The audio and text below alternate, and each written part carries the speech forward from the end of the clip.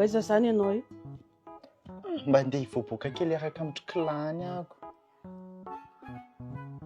Reraka anie za io rainy.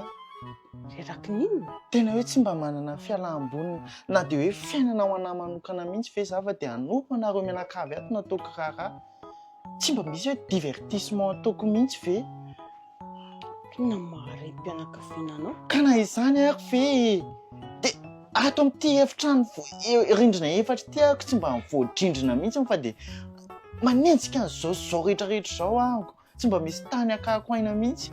Jereny ahy tena me mahevelona andro aman'alina sady me antitra andro aman'alina mihitsy ny ahako. Taiza le virgin kely taloha reny, misy bikini za reny taloha misy mondy. Dia zao ve sisa ny nefa rako?